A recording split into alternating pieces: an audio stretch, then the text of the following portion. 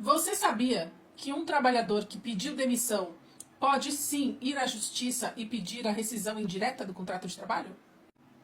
Parece contraditório? Sim, bastante. Mas eu vou te explicar como isso ocorre e quando é possível que aconteça. Imagine um trabalhador estressado, ambiente de trabalho tenso ou tóxico, naquele nível insuportável. Claro, hoje em dia, infelizmente, muitas vezes isso acontece com uma certa frequência, mas às vezes tem um feeling, precisa ter um feeling aí para você perceber se isso parte de fato de um ambiente tóxico ou de um empregado que de repente não quer mais trabalhar, ou não está muito afim, porque às vezes é só uma impressão do empregado ou uma justificativa para ele entrar com um pedido de rescisão indireta.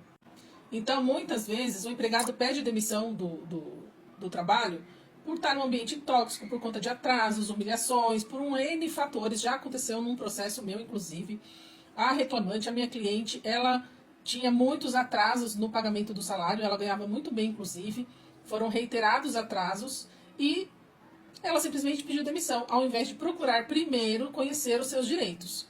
E quando foi a vez de entrarmos com o pedido de rescisão indireta, o juiz entendeu que não caberia naquele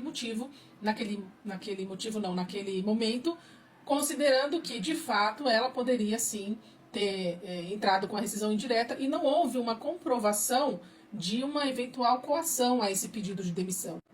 Mas o que acontece? Ela, de fato, ela pediu demissão e descobriu depois que poderia ingressar com a rescisão indireta. Mas ela deveria antes ter procurado informações sobre os seus direitos, e ela não fez. Mas também não basta simplesmente você pedir demissão e achar que tudo é possível de reversão na Justiça do Trabalho. Ah, pedir demissão, vou lá, peço a reversão para dispensa imotivada ou rescisão indireta. Também não é a casa da mãe Joana, né? Vamos combinar. Há fatos que precisam ser comprovados efetivamente para o juiz entender. Como no caso da minha cliente, não havia uma prova específica de que havia uma coação ou algo do gênero que a fizesse, que a obrigasse a pedir demissão. O próprio juiz falou, ela podia perfeitamente ter buscado orientação antes de pedir demissão e ingressado com a ação correta. Claro que também vai depender muito do juiz que está decidindo. Então, por exemplo, pressão, assédio, atraso no salário, coisas que obrigam, de uma certa forma, o empregado a resolver aquela situação de forma imediata, podem ser, mas assim, elas precisam ser comprovadas na justiça. No caso da minha cliente, o juiz que julgou e o tribunal também, porque nós recorremos, né, por óbvio, eles entenderam que, de fato, havia o atraso no pagamento dos salários, mas que ela deveria ter entrado com a ação correta.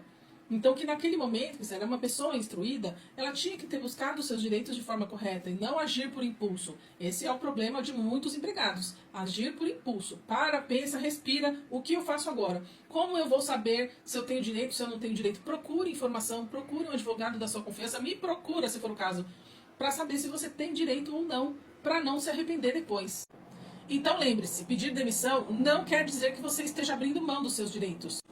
Se você saiu porque o ambiente era insuportável, por culpa do seu patrão, alguma coisa do gênero, você pode sim pedir a rescisão indireta, ou você pode entrar na justiça, caso já tenha pedido demissão, de pedir essa reversão. Mas é importantíssimo que você traga provas. Agora você compartilha esse vídeo com quem você entende que precisa saber dessa informação e não esqueça de me seguir aqui para continuar por dentro das informações trabalhistas.